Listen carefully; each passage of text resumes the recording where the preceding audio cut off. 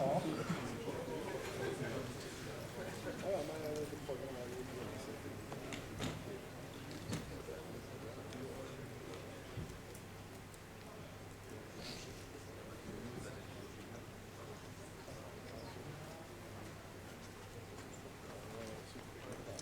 Okay, so I'm here today for Propaganda.pm. This is a special interest Perlmongers group, and the talk is about Perl propagation. This talk is largely Perl 5.6 agnostic, so the things cover both variations of the language, let's say it that way. And this talk is today about Perl as the most popular scripting language. I've written scripting language, not interpreted language, because there are bytecode interpreters. I've been told that dynamic language would have been better. Let's make it short. If you have Perl, PHP, Python, Ruby, then of this pack, you don't want Python, you want Perl. So, some history. Now I can take this one. Some history. Last year, Frankfurt, YAPC, I visited it 10 years after my first YAPC, 2002, to see nothing. To see how Perl and the Perl community has evolved. I was very surprised to see it alive and kicking, and many technical advances, technological, until I've heard the State of the Velociraptor speech of Matt, which will be here right after this talk, so you may say we have completed a full cycle. And Matt told there, of course, as every year, about various advances, among others. We, as the Perl community, have leveled up. And other things like, let's make this world a better place, we do not compete with Python, with others, we can coexist. Well, it's true. We as a Perl community have leveled up compared to 2002.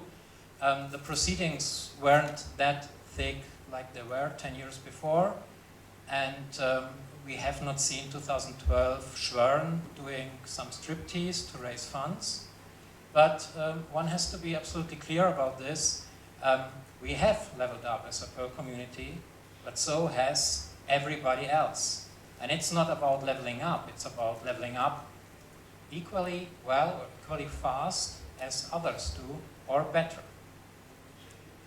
So, I thought about my impressions from YAPC in Frankfurt and thought, okay, what could you do to do your part, your share of adding to Perl, the Perl community? And I mean not my part as manager of a company where you can, throw in some money and sponsor things, but what could I do personally for Perl and the Perl community? And could give it the luxury of thinking about it and almost exclusively giving it my time. What else should managers do? So 3 months later, London Perl Workshop, guess where? I gave my first talk with some of the results of this thinking. And I tried to make it a little bit humorous. And the gist of the talk was, there is no strategy, because there is not even a goal of Perl.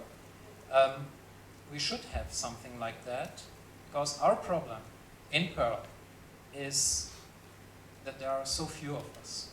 And many things cannot be done because there are so few of us. So, it was, you can look at it on YouTube. It was perceived a humorous talk, some even liked it. And again, 4 months later, kind of keynote at the German Perl Workshop, next incarnation of the talk, adding to all this, there is nothing. We have 25 years of Perl, and there is, from a managers, because that was the last talk, is from the manager's perspective. From the manager's perspective, there is nothing. We have a so-called hyper-productive programming language. You know, we can do in one line of code what Java guys have to write 1 week for numerous pages, or at least we think. And actually, when I told this, there are no products, no content management systems, document management systems, ERPs, whatever. You should have seen the reaction of the audience. You can look at it because there is a video also. Oh, look at these web pages from Gabor, and there are 40 or 50 at least open source and Perl solutions. Yes, there are. And if you're benevolent, 2 of them are usable in everyday projects or life. So that was a problem stated. And also that Perlmongers is the right platform, or pm.org, or the local groups, special interest groups, is the right form to not only establish, talk about, but also to drive a strategy towards a common goal. And the common goal formulated was, okay, it should be no less than having a popular, again, the most popular language, scripting language, dynamically typed language, worldwide. So this was the moment when the idea for Propaganda.pm was born, thanks to Drinkers PM and Women PM and all these special interest groups that exist there. And yeah, a domain was acquired. We've heard about it yesterday from the French Apnic, I guess. Yeah, we are still not registered on pm.org. I'll talk about this later, what the reasons might be. But there were first discussions, first meetings, and we had about 5 members from the start. 5 months later, yep, see, guess where? Listen up. I would like to show you yeah, what has happened in the meantime and how the whole thing has evolved. So the Perl community. I do not like, probably some have seen the London Perl workshop talk, the German Perl workshop. I do not like to recycle the talks. For those of you who have seen there, it could get boring and you can look at them on YouTube. Also, the topic evolves, but I will reuse one quote I have used on the London Perl workshop. This quote is from a movie, science fiction movie, of course. Your problem is not technology, the problem is you. And I've told then, you know, if a super intelligent extraterrestrial being tells you this shortly before he intends to eradicate the whole human race, you should listen. Our problem, the Perl's community problem, really isn't technology. I mean, even the PHP community's problem isn't technology, apparently. Yeah. So we think it is, but we also know that we have here and there bits that could get better and so nice to have. But it is not technology, and if it's not technology, then there are two possibilities. It could be the world outside, bad-mouthing Perl, or it could be us.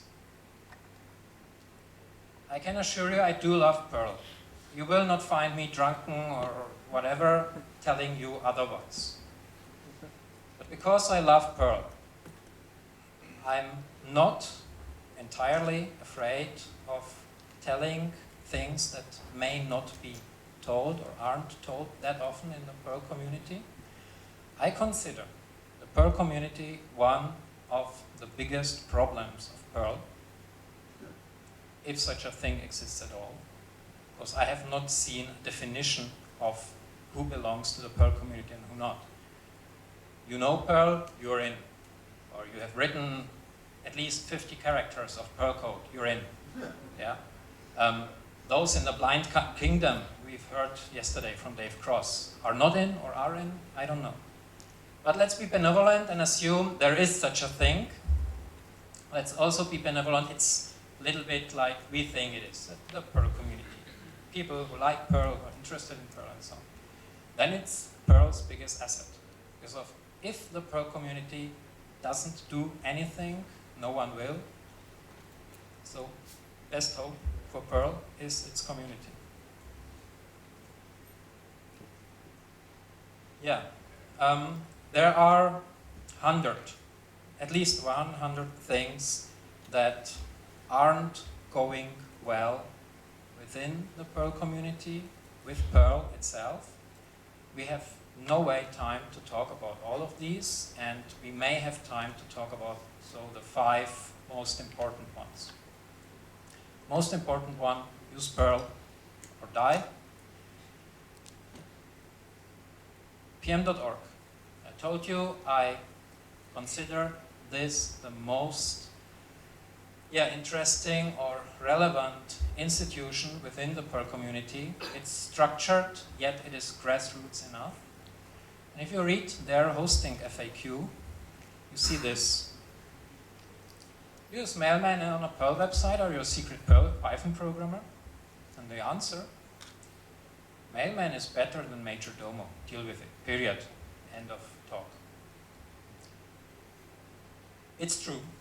Mailman is better than Majordomo because Majordomo is a dinosaur from the early 90s. But someone should have told these guys, probably has, and very probably they are aware. I think they are aware because I have told them that there are Mailman Simpa comparisons, for example, showing that Simpa, this great marketing icon, is an equal, if not better, mailing solution than Mailman. It's being used by small institutions like the UN. You have heard of them, probably. It has been proven to be scalable to users of 700,000 users, mailing list users, or more. And yet, pm.org seems not to be interested to deploy this Perl technology, which is way better than Majordomo, because it may be hard to deploy it. It may be a pain in the ass to deploy it. I don't know. I haven't been able to get a straight answer. I had a phone call, 1 hour, with Gabor. He drives Perl Weekly together with a French guy. And the concept of Perl Weekly is you get 1 mail a week on Monday, and of course the mailer is Mailman. And I've talked to him, and he said me quite frankly, why should I use Simpa? I can get Mailman installed in 30 minutes. I know Mailman, it does the job, period. Now I ask you, okay, let's do the hand-raising thing. Who uses, or I don't mean in these occasions, but who has installed Mailman? Really? No one there? Okay, so this half, or in this half, there are people who have installed Mailman, or are using it, or in the infrastructure, and who has done so with Simpa? Okay, that's perfect. It's just 1/4, 1/5 and 1/4. So, you see, 1 to 5, here in the core. In the core Perl community, we have it that way. 1/5 use of Perl solution, which is equivalent. 1/5, 4/5, 80% using Mailman. And of course, these protagonists. That's maybe probably because you cannot even find Simpa when you're looking for Yes, Perl mailing lists. We can talk if there's time about it in detail. Of course, we have installed. Of course, we have installed Simpa on Propaganda.pm mailing list. Installation was quite a bit pain in the ass because we have installed before it another Perl mailing solution, which was catastrophic. No, it was not Majordomo, and so on. So we'll talk about this later. Let's look at another protagonist, EPO, Enlightened Perl Organization. It was told here yesterday. I respect these guys very much, especially Mark Keating, who does organize and put a lot of effort in the London Perl Workshop and other activities, of course, their activity with Send a Newbie. But if you look at their webpage, one of their main agendas is to ensure Perl's future as an enterprise-grade development platform. This seems kind of strategic agenda. And we have here Future Perl on that conference, so it seemed right to take that example. So I asked Mark Keating, why are you using Drupal on your website? Because, you know, our company sponsored the London Perl Workshop. We, of course, intend to do it this year also. And there was some contact with him, and I asked him if he has the list of members of the Enlightened Perl organization, so we could get also a member. And how's that? Okay, that didn't go so well. So I asked him also, so why are you using Drupal? And you know what the answer was? Any guesses? Why shouldn't we? There was no answer. There was no answer. Because probably it would have been too painful to, you know, just talk about it. So these are the problems. And we are still in the context use Perl. We are in the context of Perl protagonists, of people who like Perl, love Perl, who have to use other solutions than Perl-based ones. And I come to the lame excuses later. Why? Some do. Perl Foundation. Perl Foundation. If you look in the archive of the Perl Foundation, the grant proposals, then you see 2009 there was a grant proposal for a project Nivel, which was dismissed. It was a CMS written in Perl. 2010, a little bit more than 1 year later, 3 years ago now, there was another grant proposal for yet another Catalyst CMS. It was also denied. With these excerpts from the discussion, there are already many P5 CMS systems, quantity-wise, yes, 4 or 5. So it seems if someone would have suggested a P6 CMS, it would have been fine. That's at least what this sentence makes me think. There is too much competition, which sounds to me like trying to do a CMS in Perl, despite us having a wonderful language and productive and so on, we would get beaten up so bad, let's not do it. And then, top of it was, we have already much better positioned contenders. So there is already on cpan, that's the magical sentence. There is something on cpan and you just need to assemble the bits and pieces, and then we have the godly CMS with Catalyst, with Perl.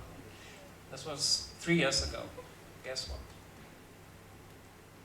So, another especially painful experience, which I would like to call the WordPress critters.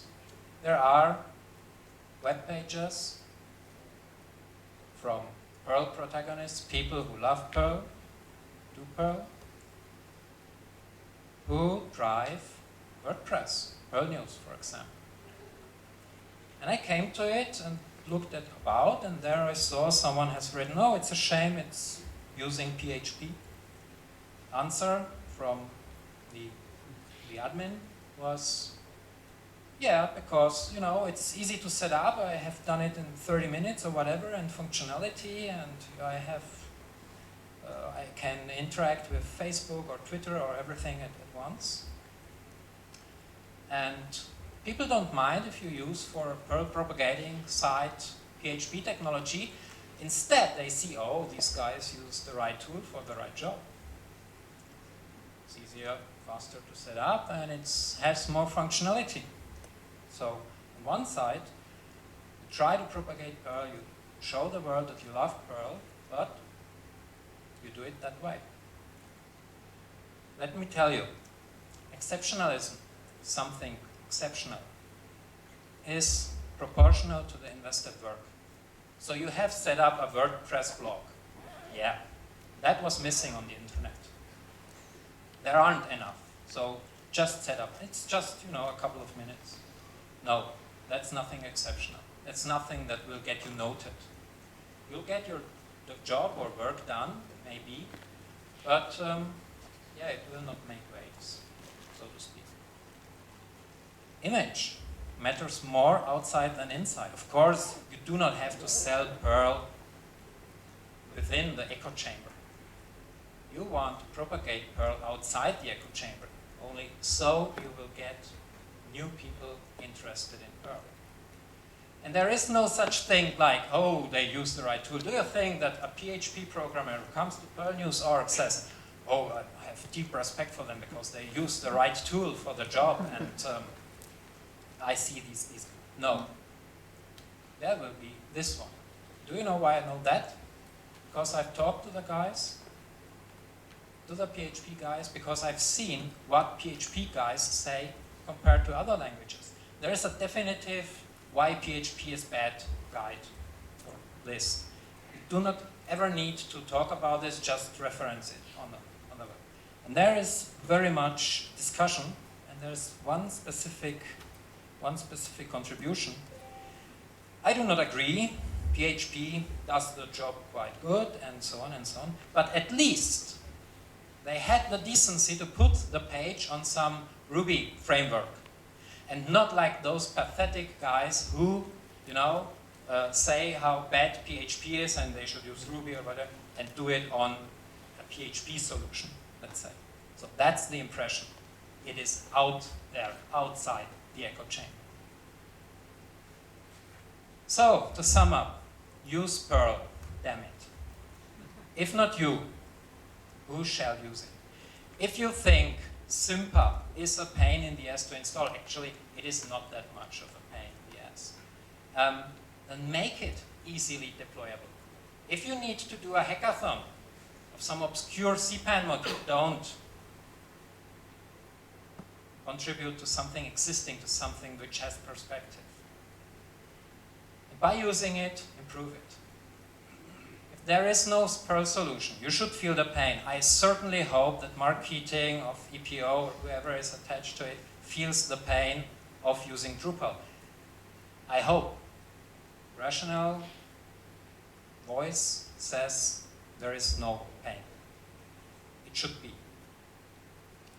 If there is a Perl solution, but it's not 100%, you should endure the pain. I can tell we use FOSWiki on our Propaganda.pm pages. By enduring the pain and feeling the pain, I of course mean, in any case, do something against the pain, and not, you know, taking some pills so you don't feel it. Do against something against the causes of the pain. Bad deployment, bad functionality, unstable, whatever. If you don't do that, you take away from the existing projects, from the potential we have to put a feet into the door, everything away. That's it. Let's talk about another topic. Use Perl was the most important one. Add and delete. If you think just adding things is good, care about this. This happens if you just add things to your flat, never remove something. If your flat starts looking like that, you might want to seek help, professional help. This is called compulsory hoarding. And there is a cure. These numbers, if you see them, or bigger numbers, you should think of this picture. Because this everlasting, but we have cpan, very quickly gets put in relativity or put in perspective when I had a talk with a Perl 6 guy about another topic, about a Perl 5 to Perl 6 converter, because of other reasons. You cannot imagine how fast I heard the argument, why would we want cpan? 90% boilerplate and 10% wasted effort.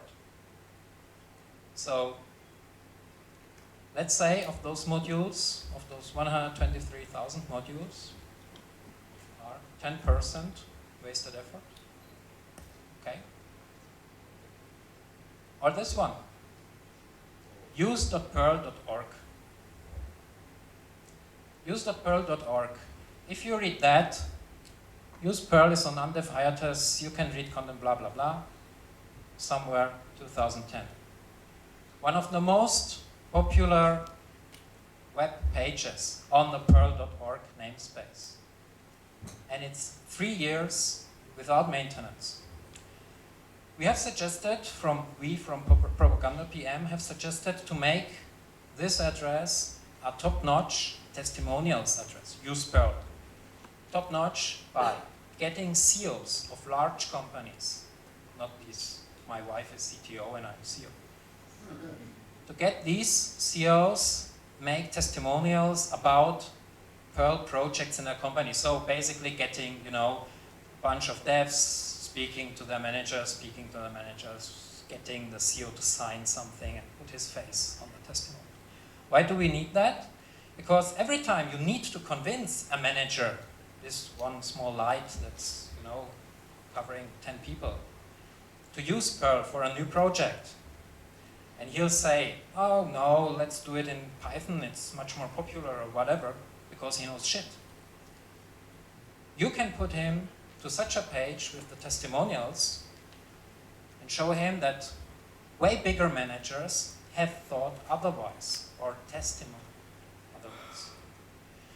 So they told, yeah, well, do your testimonial thing, and if it, fires up or runs well, we might think about putting it there. Until then, we are comfortable with this situation. Comfortable, yes. Thank you, but we have meanwhile Perl.pm. I have to be honest with you, I have just 3 of these testimonials. As soon as I have 10, we'll put it there. PM.org. I have told you about something I consider a craftsmanship failure, not using, for example, Sympa for the mailing list of PM.org. Let yourself not be fooled. I have high respect for PM.org. As I said, I consider it one of the most important infrastructures we have in the Perl community. But what I will talk about now is a strategic failure. PM.org does not want to have special interest groups. So if you come to PM.org and say, well, I would like to do Propaganda.pm or Astronomy PM or Gardening PM, they will send you away and say, no, we don't support that anymore. Look at Women PM and Bikers PM, we've heard about it yesterday. We just support local user groups. Why? Because we think it's important that you can sit face to face, raise a glass of beer and so on. This is also true. But what you get is this. This is a local PM group, and this is a local PM group, and this is a local PM group. You see, there are no interconnections. You may get these interconnections by time, by chance, when the people visit conferences like this one, you make friends, you talk about, oh, you are from Oslo, and yeah, maybe you stay in touch. But what you really want is that. You want your local user groups, and you want your special interest groups that go, US, Asia, whatever. You do not want to have that separation, and you want to have that intra-group or inter-group communication on a regular basis. So, if you want to do, without PM.org blessing, as of now, an Astronomy PM group, where you can put, your scripts for some Siderian computations or whatever. If you want to make a gardening group or whatever, then do it. Simply do it. We have in Propaganda.pm, I think now 11, 12 members from all over the world. And when we announced it, it was a very big pleasure to see that it got announced in Moscow PM and somewhere in the US and so on, in Germany, of course. It was, you start to get impact, you start to get intergroup communication. Cost versus gain, another topic. You remember the WordPress thing? I have set it up in a Mailman in 30 minutes. Return on investment, this simple formula, gain minus cost divided by cost. That's your return on investment. I have some cost and I have some gain. My return on investment is described that way. What do you think is more important, gain or cost? Gain. Gain, yeah. No, the cost. If the cost is high, your gain can be as high as you want. You won't get any good return on investment. Look at this. You have here, X is the gain, minimum gain, maximum gain. Y is the cost, maximum cost, minimum cost, and Z is the return on investment. This is kind of a hyperbolic plane. And here, of course, would be cost 0, so divided by 0. This can only be done by Pentium processor, so it's not here. But you see, when you have minimum cost, your return on investment starts to go up exponentially. If you have a high cost, it basically doesn't matter what gain you promise. And think of it. This is the reason why there are so many WordPress blogs. Okay, it gets hacked later on, but I have installed it in 30 minutes or less. Yeah. So we have heard yesterday something from a guy from Yandex about them re-implementing things from Perl to Python. Python hipster has done it everything in half a day, deployable and so on. Think about the costs in your project. You have something written, talk to some, package administrators from Linux distributions or whatever, do a package. Hey, I'm upstream, I'm willing to provide you with support, but do a package, make it easy. Do entry-level documentation, do how-tos, cookbooks. That's more important than some fucking obscure feature. Perl Foundation. This slide will get me killed. If nothing else, this slide will get me killed. I think the Perl Foundation is important. Also, do respect the work it has done. It could be better.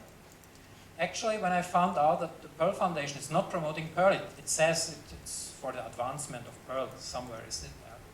But actually, if you read the statutes, they say completely different story. The marketing committee in the Perl Foundation, you know what it's for?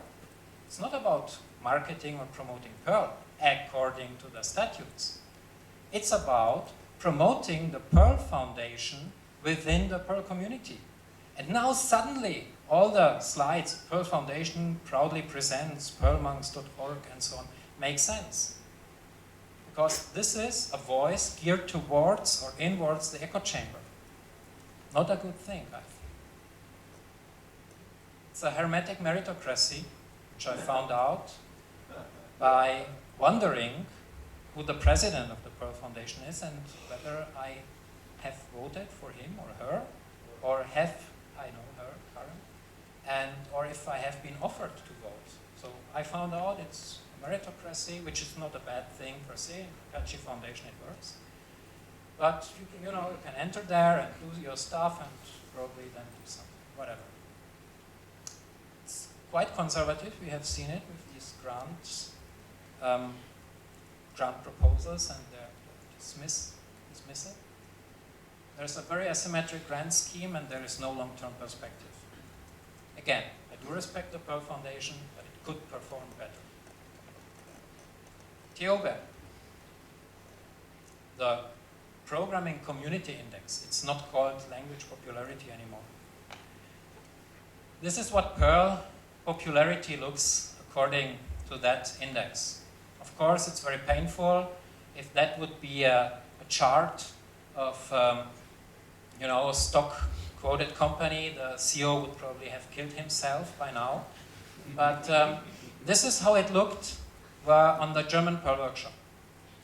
This is how it looked 2 days later, after my talk at the German Perl workshop 2 days years later. No, I got a little bit depressed, but the people cheered me up because basically at the time of the talk, the numbers have been made and then they were just published. They say, hey, wait a month until we get our feet on the ground. Yes.